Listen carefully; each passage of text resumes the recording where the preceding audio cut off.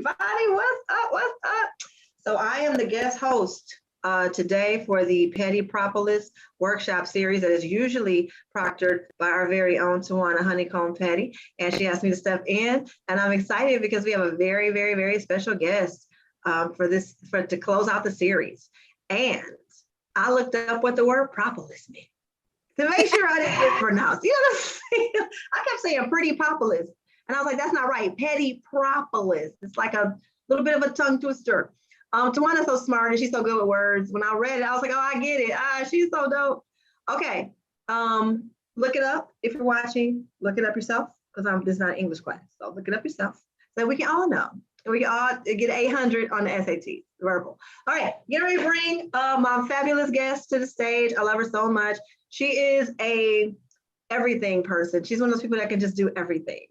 And you want to be jealous of them, but you can't because they're so awesome. She's a singer, she's a writer, she's a poet, she's a performer, she's world traveled. She has the best heart, one of the best hearts of anybody I've ever met in my life. Let's just, wherever you're watching, at home, listening to your car, just take a minute, put your hands together real quick. Don't crash your car for one single rose, one single rose. Hey.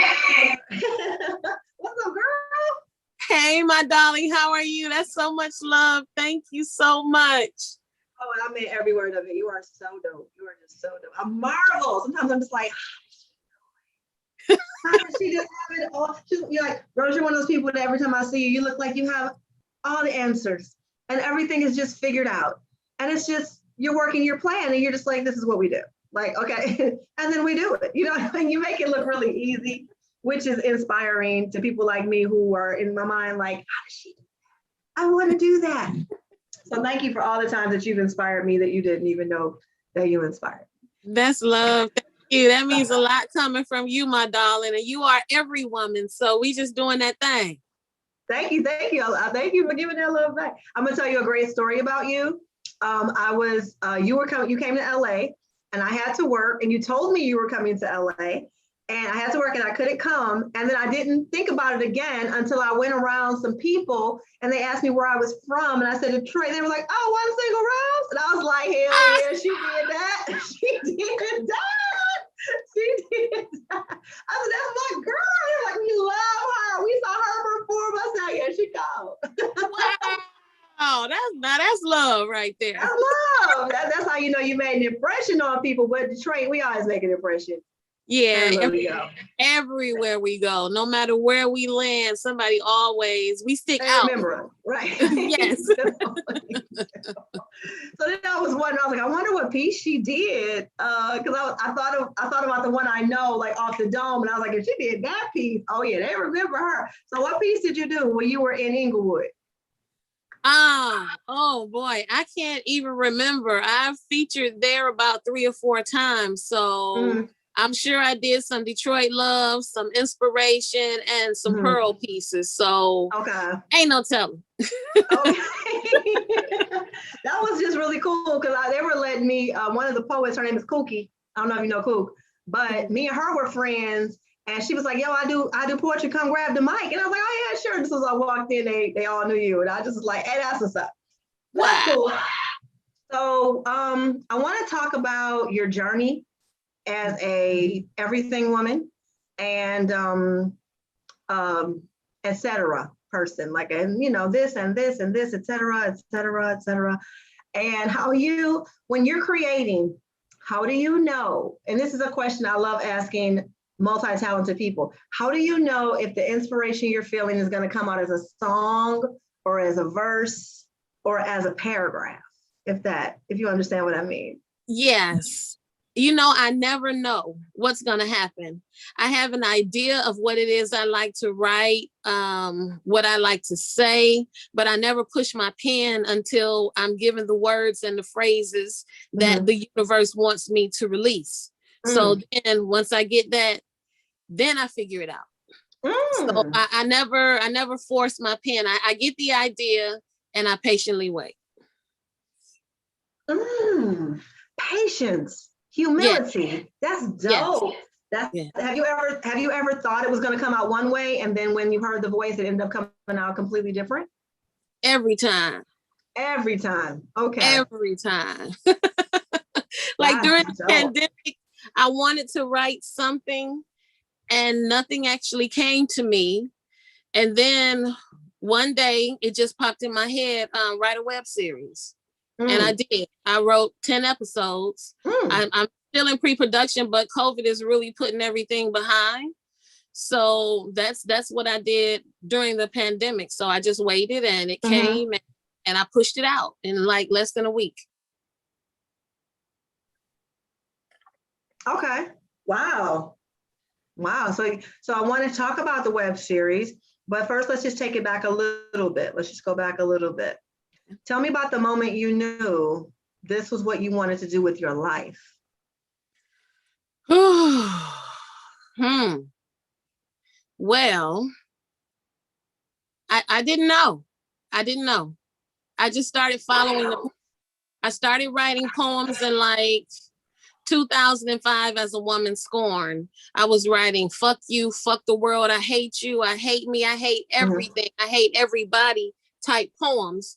And then I started writing more inspirational pieces, and that brought me out of my funk, which then took me into actually promoting those motivational pieces to see if I actually had what it took to be a writer, to be a poet. And then it's just like things just took off. Once I released my first book, it took me a year and a half to get up the nerve to start sharing on stage. And as soon as I did, it's like the world opened and I just started following the word as it led, as a poet, which took me into, as an author of a poetry collection, which I had never shared a piece. And then when I would try and sell my books, people were like, let me hear a poem. I'm like, no, here's the book, read it. So that took me into becoming a spoken word artist, which then took me into acting on stage, which then took me into writing plays, which then took me into creating films. So I've just been following the word as it leads since 2009. I got up the nerve to share in 2010.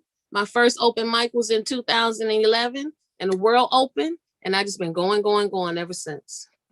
Now, what kind of work were you doing before you found your voice as a writer? Well, I've been a legal executive assistant for over 30 years here in Detroit, Mm, but I've been writing poetry since I was in the second grade. dope, Yeah, my dope. mom was a poet, so I attribute a lot of that to her. And my love for reading came from my grandmother, who sent me my very first piece of mail, which was a highlights magazine. So your mom submitted songs to Motown, Yes, right? yes, she did. Okay. And I saw you posted that, and I thought that was so cool.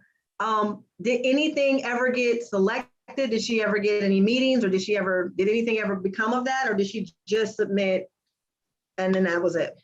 Yeah, I think she just submitted the songs. I'm not sure that she actually followed up, but when she passed away, I found she had a booklet with a lot of her writings, and there was a draft of the letter that she had mailed in to Berry Gordy, and she was Mhm. very thankful and so humble, and she was really, really excited for him Mhm. more Oh, than being excited for the songs that she was sending in. So I don't know right. what became of the songs, but just for her to have done that, and then for last month in National Poetry Month, I became the first poet to record in Studio A. So Which I was had, dope. yeah, I mean, I'm still flying off of that. I cannot believe it. So I took her letter into when we did the recording, into the space so I could celebrate her. Like, Mama, Mhm. we here, we did it. This We for you, here. baby. Yes. Right. Right. So how did you get that opportunity? Well, as the first winner of the Motown Mike, the spoken word series in 2014, every year they have me involved in some kind of way Okay. with the competition. And this year they asked that I pen the poem to open up the series. Okay.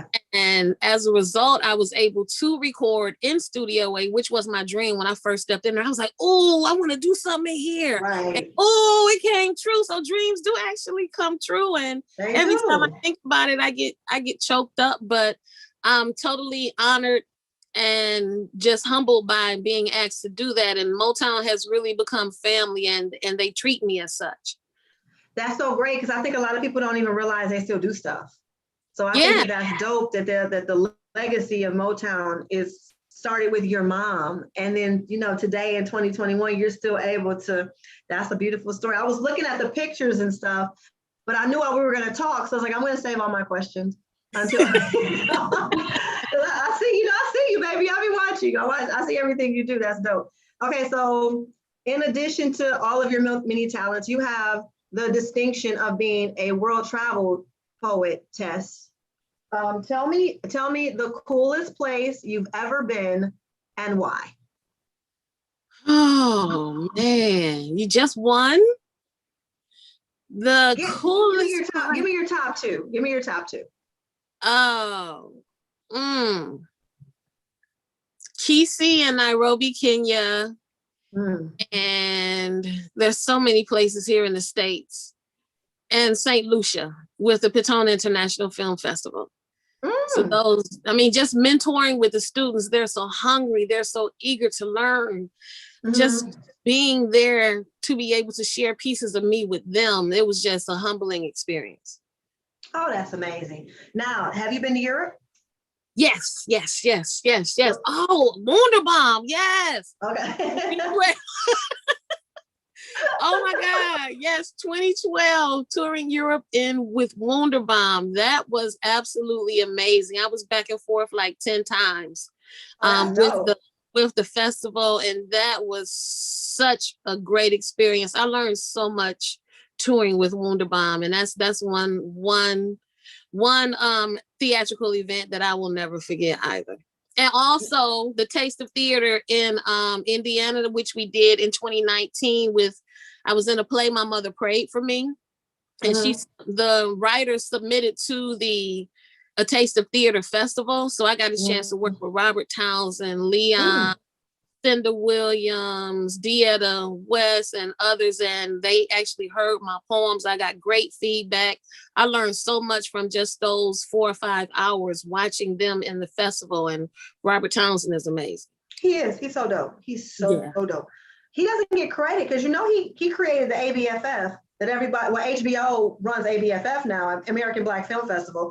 And everybody's like, oh, ABFF. And I'm like, yo, you do know that's Robert Townsend, right? Like Robert, I remember when we used to go back in the day and Robert was literally running around working the festival. Like you would see him like when you were doing a festival and you're overwhelmed, and you could just see the look in his face, like, I got to do this, I got to do that.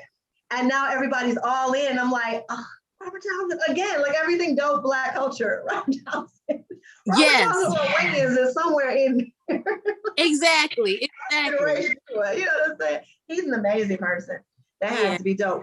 So now here's my follow-up question.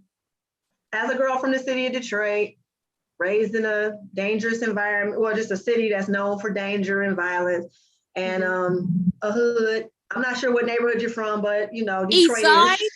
Okay. How did leaving the country shape you as an artist and as a Black woman? Oh, wow. Leaving the country, it was a very sobering and humbling experience, especially my first time over in Europe, because there weren't a lot of me over there. But they showed so much love, no matter where I went. Everybody knew that I wasn't from there. So as soon as they heard Detroit, they're like, oh, Detroit, how did you survive? I'm like, I've lived there all my life. Don't let the media tell you how Detroit is without actually coming over here, because we are a beautiful city, a beautiful people. So don't get it twisted. You come over here first before you try to tell me how my city is. So it's like I'm always defending Detroit, no matter where it is that I go. But I wouldn't change anything about my upbringing, anything about, well, there's a few things I would change about the city of Detroit, but the love that I have for Detroit, I wouldn't change it for anything in the world. I got my Detroit tat because I was born on 313. So Detroit has been, I had that Detroit love out the gate and I didn't even know it. Yeah, because back in the day, we didn't use area codes. I could have told you what my area code was when I was a little girl. I was like, what is these first three numbers? You would just be like, 491. You know, these are the first three numbers. Then one day we had to have area code. But I Yeah. love that you said that, because when I went overseas, I was very humbled. And I remember coming back home and being like, I love my city more, if that makes sense. Because in this country, the media has us thinking that we're bad too. And then it's Yeah. like, no, you go places and then you're like, it's really ain't that bad. You know? Right. And they want to be like us. Because I went to France and I went to Israel on a comedy tour, and I was looking at Arabs wearing Black Lives Matter t-shirts. And that changed me, because they couldn't even speak English, and they saw me and they were just walking up to me, pointing at my, and they were like, see, like we fuck with y'all. You know what I mean? Like, we Yeah. love you. Right. And I was like, that was really sobering for me. And when I came back home, I was just like, we're loved beyond this country. You know what I mean? Like, this country has us feeling hated. There are people around the world that love us. And we don't feel the love because we're not connected to them. Maybe we need to start, instead of worrying about who hate us, maybe we need to start connecting to the love. And Exactly. love ourselves as much as other people love us. You know what I mean? And it was really humbling. I remember being in an airplane flying over the Sahara Desert. And it was like, you know how you look out the window and then you look out the window again and something else? It was like desert. And I said, damn, how big is the desert? You know what I mean? It was sobering. It was just sobering to me, because I had never seen anything like that. And I'm like, a little girl from the ghetto is flying over the Sahara Desert right now. You know what I mean? And it changed me. It changed me as an artist, because I actually cared about world affairs, something I didn't care about before, because I saw world affairs. You know, sometimes we get kind of pigeonholed in our own line of sight. And I think as artists, we gotta move. We gotta go see stuff. We have to experience things, because it just changes our scope. It's hard to talk about what's wrong with Detroit when you see what's wrong in Palestine. Like, yeah, it's bad. Okay, stop. Okay, don't shoot that guy at the liquor store. Also, hey, let those people go. You know what I mean? Like, this ain't even the same thing. You know what I'm saying? Like, yeah. I found it very sobering for me. So whenever I come across internationally traveled people, I always ask them that question, like, how did it change you as an artist? Yeah, it just really sparked my creativity, and just seeing how people live in other parts of the world, how we're here, we got to have the big this, the big that, and everything is just so grand. But you've got people living in other countries, and they have meager means, but they're just as happy as can be, and they're living on everybody. And we could really learn a lot from those situations. Very much so. Very much so. I feel like if we have a responsibility, because we have been blessed to go places and meet people, to share that with our peers when we come back. Like, you know, and I see that in you. I see when you talk to people, you always share information. Somebody's always saying something you said, like, well, one time Rose said, it's like Rose is sharing information, and because she wants you to level up too. She wants you to be your best as well. And I think it's a responsibility, but I feel like it's a wonderful, I guess it's not a burden. It's a joyous, like, hold on, let me tell you, like, stop being petty over that small stuff. The world is bigger than that. The scope is bigger than that. So I want to give you your props for that as well. If you haven't figured out yet, I will be giving you mini flowers in this next few minutes or whatever. Somebody said something to me. This is my segue. That when I say the things you've done to inspire me, this was something I heard you said that inspired me. Somebody said, Rose told me I should do everything I'm good at. And I want you to talk about that. Yeah. I mean, if you have these talents aren't yours to hold on to. They're yours to give to the world. So if you sing, if you're a poet, if you're a comedian, if you're a dancer, if you're a writer, whatever talent that you're blessed with, you have to give it back to the world. And you never know how I'm proof positive to this. Once I open my heart to following my passion, the world opened. And it's just been giving me so many great opportunities that I just follow the word as it leads me. And like, I wake up, I'm like, okay, where are we going today? Poetry. Okay, this is what we're doing today. Songs, we going over here. Oh, if you're obedient to the talent and the gifts that you have been given, just watch the world work for you. And it will most definitely happen, because I've seen it for myself. I've seen it happen for other people. And some people that I have imparted this knowledge upon, they're like, yeah, you know what, you was right.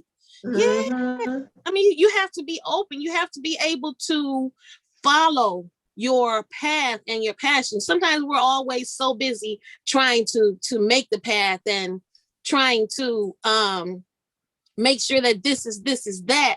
When if we Mhm. just sit back and relax, what it is that we need is going to come to us. And then we have to be obedient and just start following once it shows itself to us Mhm. and just go with it. Absolutely. Absolutely. That motivated me, because when you come into entertainment, hip hop, the rappers kind of started doing it too. It's like, oh, okay, so you're a comic or you're a poet. You got to be about comedy. You got to worship comedy. Go tell jokes. Don't do nothing else. Just do comedy. And then what you said, that was a whole paradigm. That was a whole paradigm for entertainers. And then you came in and said, no, no, no, do everything you're good at, and let the opportunities come to you. And when I literally changed the way I saw, and I said, yo, no, she's right. She's absolutely right. We should be doing everything we're good at, not just focusing on one. I can love one the most, but that's when I started getting back serious about my writing again. So I want to thank you for that. Okay. I was like, yeah, right. Okay. Because I was like, wait a minute. Yes, I love comedy. Yes, I love comedy. But I got into comedy to be a writer. And then I became distracted because everyone was telling me, you're not serious about comedy unless you're committed totally to comedy. And I was like, nah, that's a night job. What am I doing during the day? Let's get these books out. And then that's when I kind of, and when I did that, all my last few opportunities have been as a writer. You know, the movies and stuff, that didn't come from me as a comedian, they came from me as a writer. So it's like, yo, so now I'm saying it like, yo, and I'm saying it just like I heard it. Rosemarie said we should do we should do everything we good at. It's like the book of Rosemarie, chapter 2, verse 10 says. We should do everything we're good at and not let the system control our talent and our art and our offering. So exactly. Why wouldn't you do that? Mm-hmm. Why wouldn't you? Exactly. It was so logical. It was like a light went off, and it was like, that's so smart. Why are we dumb? Like it was like, why are we doing everything? Like if I could tap dance and I could rap, I should be a rapping tap dancer. You know what I mean? Like, Exactly. why would I not do that or whatever? So I want to definitely, and the reason why I said the rappers seem to have adapted, because all of a sudden rappers started singing their own hooks. It was like, yo, I can hold a tune, I can sing. Whereas there was a time when if a rapper was singing, it was considered like he a singer. You're like no, rappers had to be hard or they had to be. And then they came up and said, no, I can be in this movie. I can rap this song. I can sing the hook. I can dance. I can do all of these things. And then you saw them change the industry and the way music was being presented. So there's something to that paradigm shift. And I think you should get that on a shirt. Absolutely. And once you start tapping into those talents and you start doing more things yourself, you'll save so much money. Mm-hmm. Because you aren't farming that out to somebody because you're doing it. You basically paying yourself. So it works. Yeah, I definitely, if you ever write a book for artists, I definitely need a chapter on that. Okay. I definitely need you to write a chapter, a whole chapter dedicated, because I'm telling you that paradigm is so intense for new artists. That is not what people are telling artists. They're telling artists to worship at the altar of that one thing, or else you're not serious. Okay, like that's you know what I mean? And that's something we definitely got to break out of. That's bad. Yeah. Now, recently this year, I've started coaching with an organization called Culture Hustlers as a coach on audience to get their students to do exactly what we just talked about. And they do have a booklet which basically tells you 12 steps that you need to do to be a successful artist, entertainer, whatever it is that you do creatively. And it's an amazing venture that they're doing for people to get them started with their creativity and keep them going. And I'm just following that path too, you know, culture coach. Okay, let's go. This is what we're doing today. So how do you find all these awesome opportunities? Like, how did you find out how to go to Nairobi? One of my poet friends referred me to the poetry festival, and I went over in 2015, 2017, and 2019. And I may be going back this year, but maybe not due to COVID. maybe back in 2020. I'm trying to go over every year, and I'm still connected with the students. I do poetry contests. I've gone over a couple times, came back with daughters, and now I'm a grandmother. So of students. That's great. Yeah. Over in, yeah. So I'm still connected, still supporting them, still reading their work, and it's like family. Okay. I'm gonna give you a choice because Tawana wants you to perform. Would you rather do, because I know how artists, I know sometimes we got to get new stuff out. Would you rather do your favorite piece of poetry, or would you rather do your newest piece of poetry? First, because I'm going to ask you again, and then there'll probably be the other one. So first, do you want to do your newest or your favorite? Let's do the newest, which includes you on the video.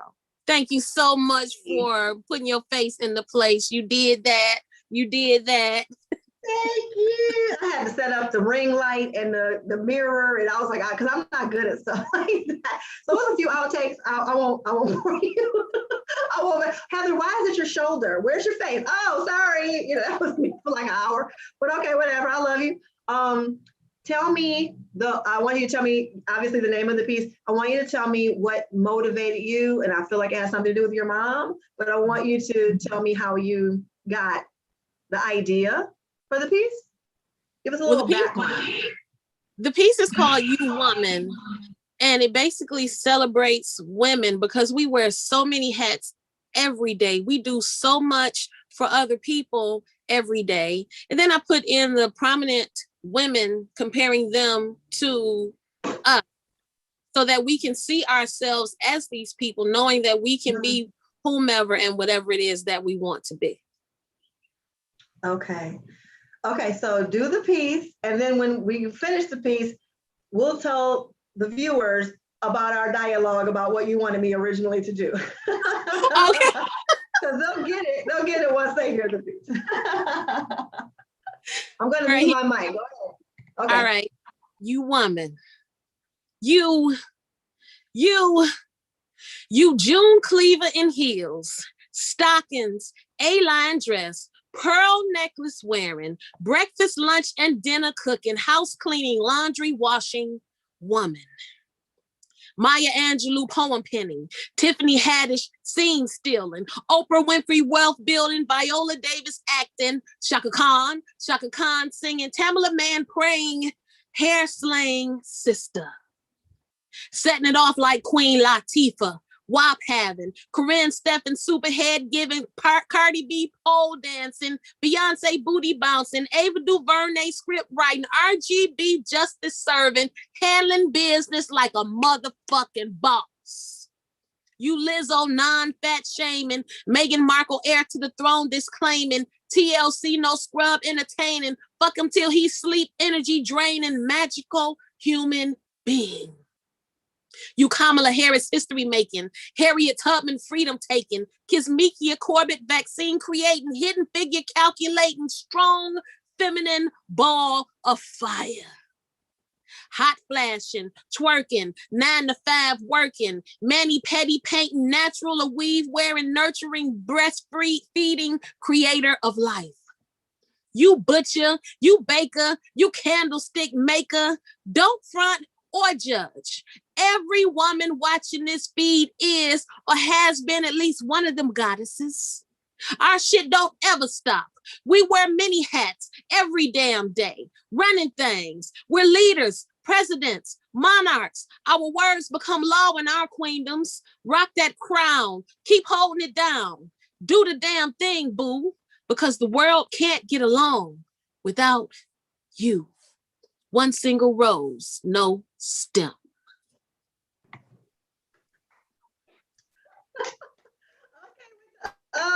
With the gangster rap outro, no stem. No stem.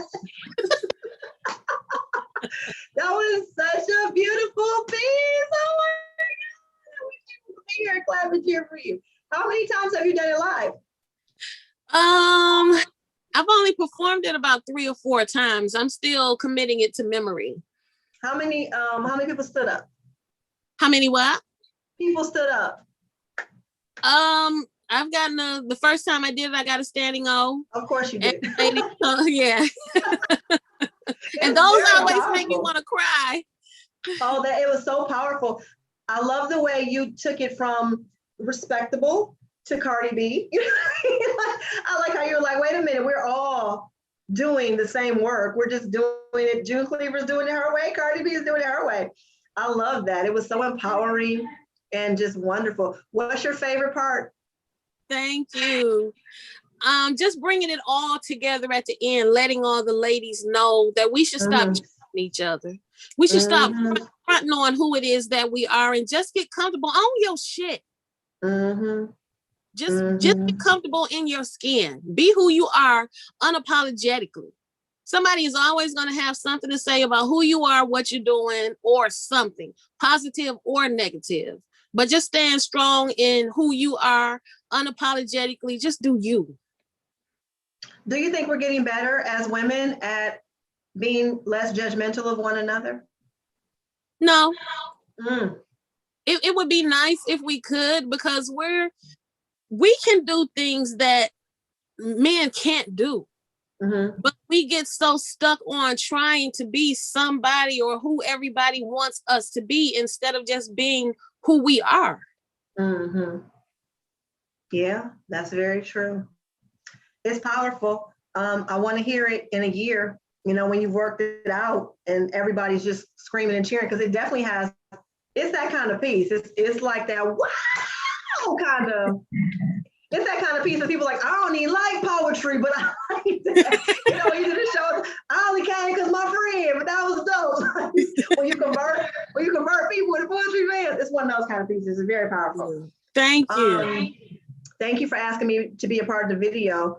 When I saw what you did with it, I realized I overreacted. I was like, oh, yeah, okay. I thought you were asking me to do something else. I misunderstood what you were saying. But basically, for the point of view of the viewers, Rose wanted me to pretend to be Tiffany Haddish for the Tiffany Haddish line.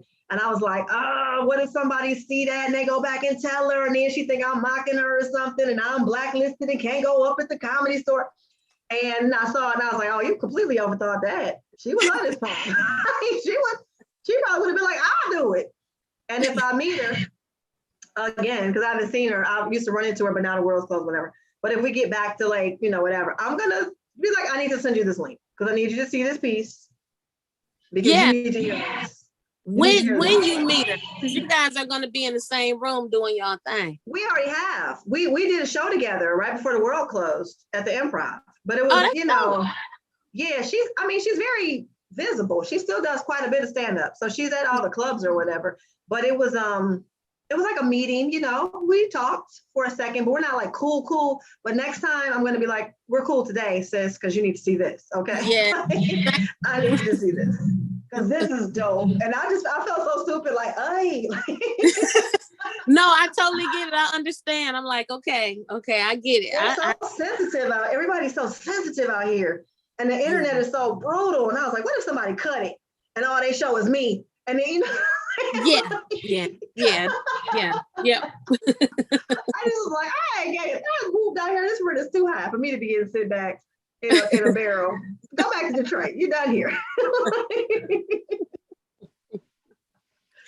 Oh my God, that was so dope. Thank you for sharing your newest piece. I love it. We're gonna have Tawana when she does the editing. We're gonna make sure she drops the link so people can click and watch you do it and have it. Is this something that you're going to be making a product of? Is it going to be something people can buy on iTunes or something like that? I haven't thought that far in advance. I did submit it to a few film festivals last week, so we'll see what. Yeah, I'm not opposed to that. I feel like it could go. That's the one I could.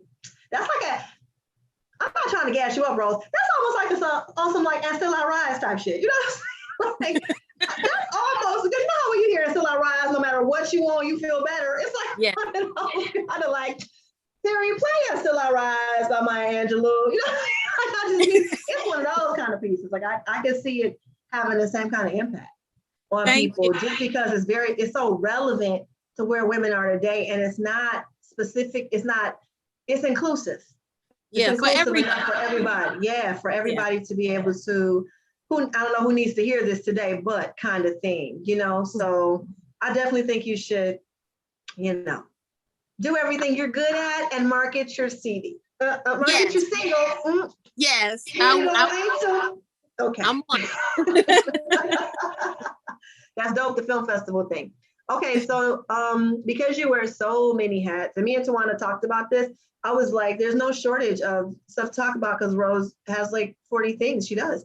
So we talked about poetry, we talked about the mentoring and the teaching, the traveling. Let's get into the acting. Let's talk about that. What are we working on in the acting thing? Where are we at now? Well, currently I am rehearsing for a play and a young poet from the city's web series. And I am also acting in my web series, Oh No the F They Didn't, True Stories from the Life of a Poet. And that's all I have right now. I haven't been auditioning for anything because I want to get these out of the way first so that I can stay focused on these projects before I commit to others right now. Let me just tell you what you just said. You said 1, 2, 3. That's all I have. That's 3. You said it like that wasn't a full plate. Like, oh, that's all. Sorry, just those 3 full-time things is all I'm working on. Oh my God, what are you like when the world is open? Like, oh my God, Rose, take a breath. Okay, I want to hear about the web series. I want to hear about this web series. The web series is called Oh No the F They Didn't, True Stories from the Life of a Poet. It's a 10-episode web series, and each episode there is an oh no the fuck they didn't type moment, because people do and say some of the damnedest stuff, and instead of reacting about it, I wrote poems about them. Like one episode was basically lets the audience in on why it is I started writing, which was something that happened to me when I was in the 4th grade. It's basically an autobiography as to why it is that I write. So you're the central character? Yes. Without getting any SHIT started, the people, the supporting cast, if you will, are they based on real people that we will recognize when we see Heather's being messy? I'm not gonna be like, I know who that is. Yeah, you may recognize the situation or 2 or 3. And it's just basically real stuff, because a lot of real stuff happens to me and I can't believe it. And then I hear it happen to someone else, and then I see it happen to someone else on television, or somebody is telling me a story. And we all go through so many of the same things. And some of the things that people say, it's just what comes up doesn't always have to come out. Keep some of your shit to yourself. I mean, people can be mean, people can be bullies. You fall in and out of love for the right or the wrong reasons. And this is just real talk about things about life. Right. Do you feel comfortable sharing any stories? Sure. About something that you're also writing about? Yeah. So when I was in the 4th grade, there was a teacher's aide who also attended my church. And her son was in my 4th grade class. So she calls me up and tells me that I would be a better person, a better student if I got baptized. And I'm like, why is this lady telling me about, this lady trying to tell me about Jesus and God and my soul salvation. She don't need to be telling me anything. So I wrote her a letter telling her where she could go and take her opinions and what she could do with them. So about 3 months later, I saw her talking to my mom in church, and she pulled the letter out with all my red writing. I could see it. I was sitting like about 5 pews behind, and she's telling my mama. So as they're talking, I'm just slinking in my chair, just slinking down like, shit, I'm about to get my ass whooped. And sure enough, I got my ass whooped, the very worst whooping I have ever received in life. But they weren't really tripping about me writing a letter. They were excited about the words that I used, how I told her to basically go fuck herself. Mhm. but I used my vocabulary in the fourth grade and told her what she could do with her opinions. Right. And in the end, my mother was like, yeah, you were right, but don't you ever write a letter to a grown person again in life. Like, how you writing a letter to the president of the corporation like you like you bought some bad product or something? Like, I'm unhappy with this box of Tide. That's a great story. That it says so much about you. And because I always tell everybody, kids, like, their personalities are so defined. Like, you think that they become no, they were that person the whole time. And as you're telling me that story, I'm like, yeah, that's something you would do. Yeah. Like, that's something you would do. Like, absolutely. That's great. What was like the worst thing you said to her in your 9-year-old vocabulary that didn't curse but was still, bitch, please? You can take your opinions and you worry about what you and Johnny Boy got going on. Don't you tell me what to do. You don't worry about my soul or my salvation. Who is Johnny Boy? Her son. Oh my God. You read her. You read her the film right there, your 9-year-old voice. I read her up and down that whole page. I'm sitting there, I'm writing the letter. It didn't come out right, tear it up, start all over again. Yeah, that's what you can do. Let me tell you the humor. The humor is like, because I'm going to see the joke. Your mom did not see you constructing these various drafts. Like, she didn't see that. Like, what are you doing? What is this? You didn't see any of that. You went in your room, shut the door, and was like, I'm busy on a project. I'll see y'all later. And Johnny Boy like, what I do? Why I gotta keep my name out of this? Right. I mean, that was the longest walk home from church ever. Oh, yeah. And it wasn't just me going home to get my ass whipped. We had to stop at my grandmama's house who lived around the corner so mama could tell them what I did. And then I got scolded. And then I get home, my brother's standing there. They already had heard the word. They standing there playing with, like they got cameras taking pictures. You about to get up. And so, yeah, it was a whole big production of me getting my ass whooped. Yeah, that is such a great story, because I know your mom was probably like, the fuck? You gonna write a letter? Don't you ever embarrass me like that. You be ready for like your kids to break something in somebody's house, or for your kids to say, you'll be ready for, she wrote you a letter and told you, well, what? I don't even know how to discipline that. I know I gotta do something, but I don't know what to do. That's a great story. I like when you said that we go through things and we don't know, because before the Me Too movement, we took so much in stride. It was just like, yeah, all right, yeah, he gonna grab your butt. Okay, anyway, yeah, he gonna say something, yeah, he gonna talk ignorant, all right. Yeah. And then we hear stories, and it's disheartening, but it's just life when people are like going on Facebook and they're like, so-and-so did this to me. And there have been a few times I've been like, yeah, I believe. Mm-hmm. You know what I mean? Mm-hmm. I don't know why we didn't beat his ass sooner. I don't know what we could have done, but nobody's shocked. It's just like, yeah, that's about right. You know, because of our own interactions and the stories as women that we've shared casually. Like, think about how many times you're like, oh yeah, he did this or he said that. And now it's like we're sharing our stories and everybody's sharing their stories.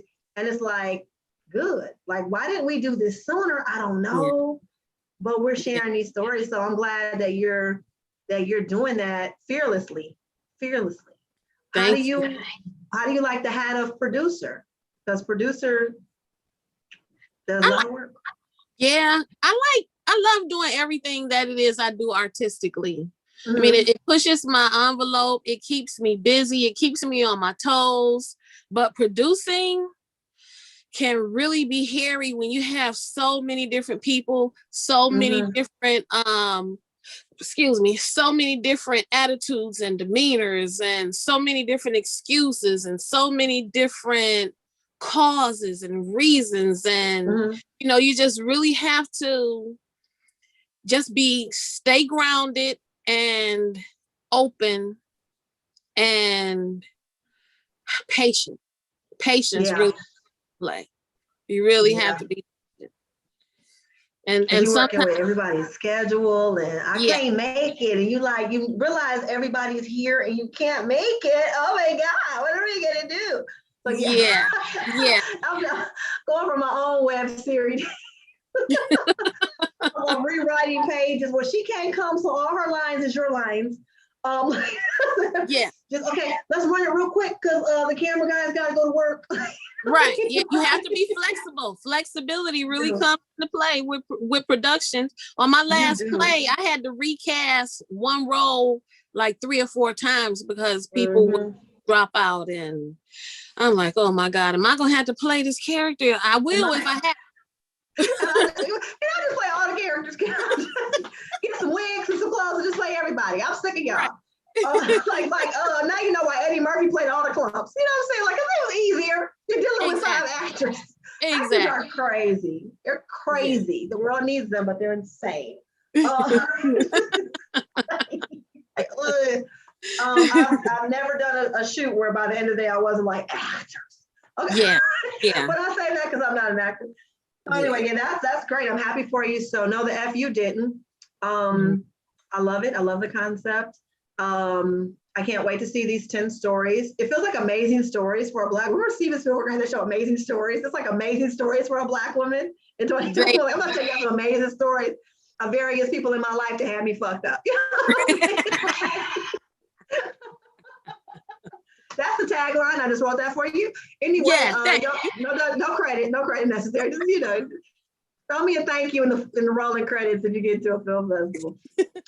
Festivals are definitely the ticket for Black independent filmmakers. So I know I don't have to tell you that, and I hope that you Tawana's texting me. Tawana's texting me. I know we in trouble. What's she give you a countdown? 9 minutes. 9 minutes. Just making sure she was like, Heather, we haven't heard you for the last 30 minutes. Like, oh God. No. She's just telling me how to wrap it up. Okay. Tawana, I love Tawana so much. She's like my scary friend. And Tawana goes, HJ, with a serious voice. I'm like, what'd I do? Like, yes, Mom. Yeah, she has that effect on you. I know, like, she's not that many people I can say that about, but it's my own mother. Yeah, she's like E.F. Hutton. When she started talking, you stand up straight, like, yeah. I'm over here looking at you, and I said, Tawana, like, oh God, oh yeah, what are we doing? Are we doing something wrong? Okay, anyway, all right. So we started off with your newest piece. So now I'm going to give you your choice between your favorite piece and your least favorite piece. Because I just want to be difficult. I want you to think. Because I already know what you're going to say. Like, why would you do your least favorite piece? But it's just me being an ass. Okay, like, sorry.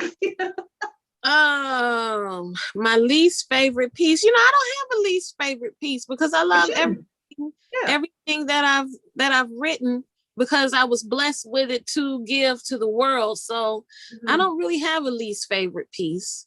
But I will say my most challenging piece was my first erotic piece that I've written called I asked my readers to give me an example of what they want to hear in 5 words or less. And this young lady's 5 words was, yo dick ain't shit. And I'm like, now at this time, I wasn't writing. I had never written an erotic poem. I had never written anything like that. And I was writing more inspirational type pieces, civic pieces, responsibility. And I didn't write the piece. And about 3 months later, the young lady asked me, did you write the piece? I'm like, girl, I don't write that kind of stuff. But then I thought, well, you did ask your readers what they wanted to hear. So how you not going to give them what they want? Right. I wrote the piece under protest. Okay. And the gentleman in the room can't stand it, but it's just real talk. All right. Well, we have time for both. So I want to hear the erotic piece, and I want to hear your favorite piece to close us out. How about that? Can we do that? Okay. Right. I'll give you my mic. So this is your dick ain't shit. Every last one of you who's been here wants to return, but the feeling is far from mutual. The knot you thought you could add to your belt after doing me failed to penetrate, because when I got done doing you, my sleeping pill evolved as anesthesia, putting you out for hours. When you woke, you enjoyed the 5-course meal I made from scratch because I was bored waiting on you to stand back up and pay me some attention. Before play, we kissed like newlyweds. You whispered in my ear that you were going to break my back, but pulled a muscle while Charlie horsed around with your extremities because you downplayed my strength. I am Superwoman. Your dick wasn't shit. I can drop a 10-pound or better bundle of joy from my snatch, so the 9 long inches you boasted, which is actually almost 6, isn't even close to meeting my needs. This ain't Denzel's training day. Whomever came before me and told you you're a Mandingo fed you a dream.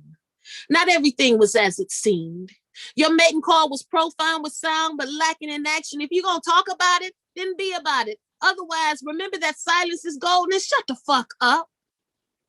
I swallowed that 6 inches for breakfast, ran your bullshit marathon on lunch, then bench press your ego for dinner. Oh, now it's not the size, but the motion of the ocean.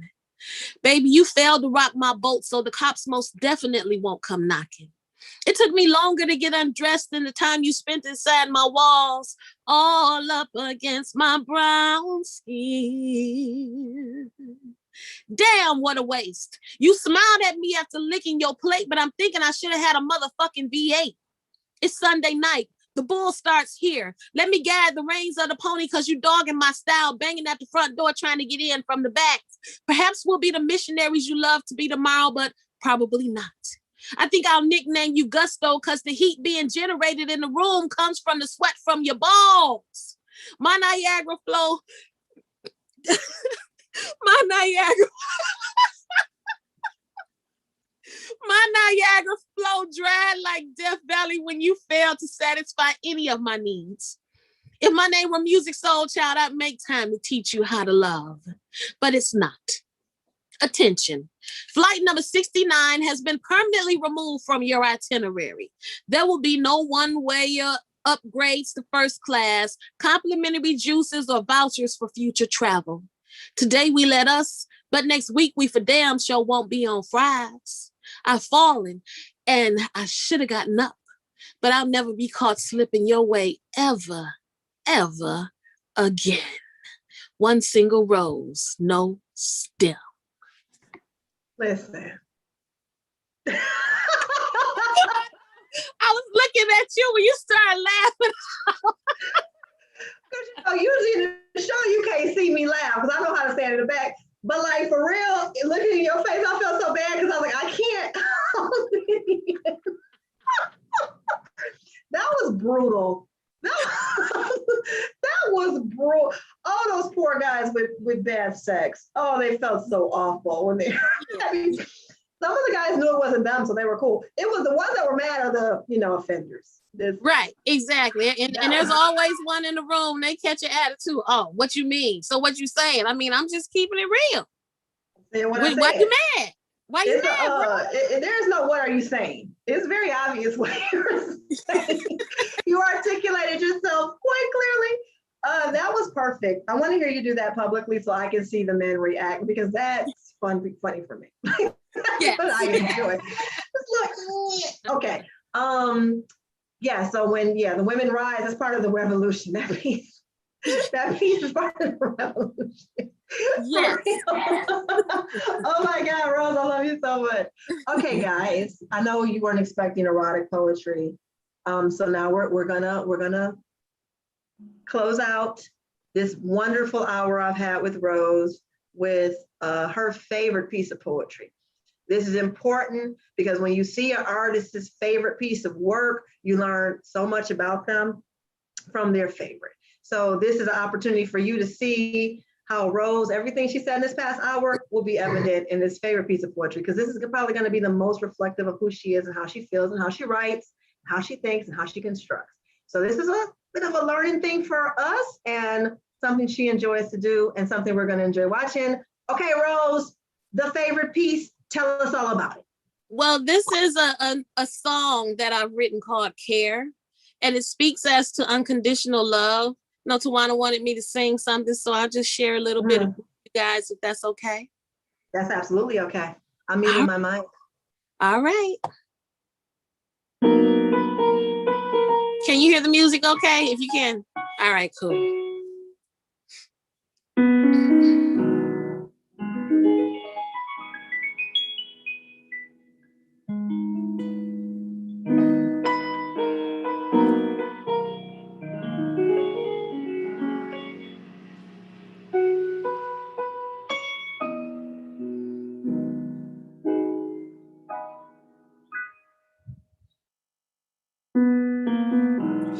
beginning to feel unconditional love.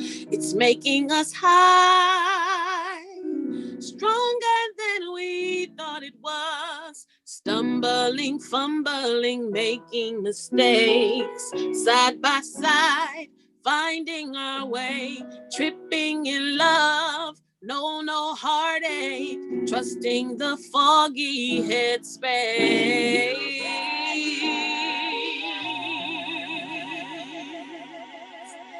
When you care about the feeling,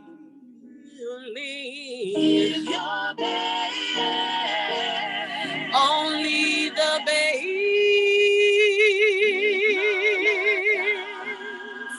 Don't let them down, no.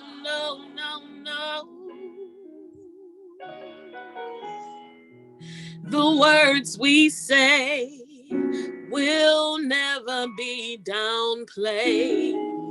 Keeping our vows each day.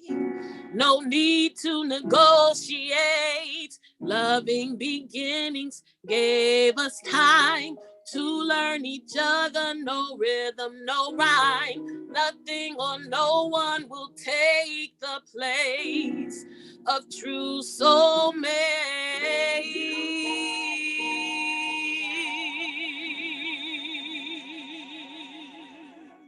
About the feel when you care,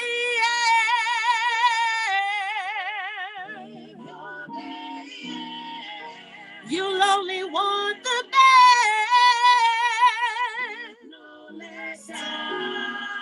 Don't let them down, no. Love can't be measured by a ring or material things. When words match deed, happily you'll find your peace, security in the feeling. 'Cause when you care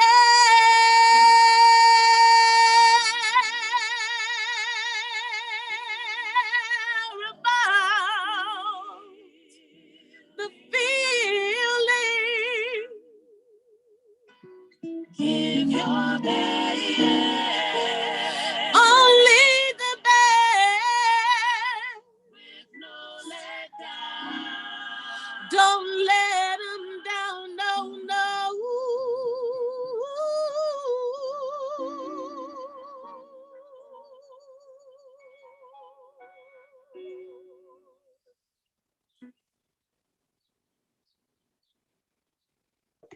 Come on, somebody. Pass the offering. Listen. Moved. Like I said, that's everything. That's everything you know I need to know about Rose. Her beautiful heart, her amazing writing ability, her amazing performance ability, her amazing voice. Did I not say it was gonna be everything you need to know about Rose? Thank you. Oh, that was beautiful lyrically. Just a beautiful song, a perfect way to wrap up our conversation, Rose. I love you so much. I love you too, Heather. I miss you. Virtual hug. Okay, when I come back, I gotta run into people. Like Yes. I was just home, but my son was graduating, so I didn't have any time. But when I come back, I'll be back in about a month and a half. I'll make sure that we do something. We gotta do something. Yeah. Let's kick it or do whatever. I'm down. I would love to write with you, Rose. Like I kind of want to let's vibe. Let's do it. Yeah, I'm kind of challenged to see if I could match your work ethic. I got this. I was like, wait a minute, I'm only doing one. Okay. You are awesome and amazing. I hope everybody can be inspired. I know that's what Tawana wanted. She wanted to present people that could inspire others. And I hope that people are inspired by you, Rose. You inspire me. And I'm so glad you're my friend. And I'm glad Tawana's my friend. And let's say hi to Tawana. Hi, Tawana. And and I guess we can wrap it up here. How can people find you? You can find me on all social media platforms as One Single Rose. That's ONE Single Rose. Or my website, onesinglerose.com, will get you everywhere you need to go. And you can learn a little about me by going on my website also. Thank you so much for having me, Heather. You are an engaging host. And Honeycomb, thank you so much for having me on your platform. Petty Propolis is the bomb. I miss Idlewild this year. Oh, didn't we have so much fun? Oh my we could do God. a whole show about the first Idlewild. Yes. We had a good time. That was a great weekend. It was a blessing too. Tawana's the best. I love her work. I want to support her any way I can. And you as well. I extend that to you. Anything you need that I can do, I will do. So if whatever, just say it, the word. That's my way of supporting women and being the change that you and I want to see in the way women treat each other. Anything you need, I got Absolutely. you. All right. Thank you. Book Rosemarie. If you guys are watching and you need this level of talent, book Rosemarie. Go to her website, onesinglerose.com.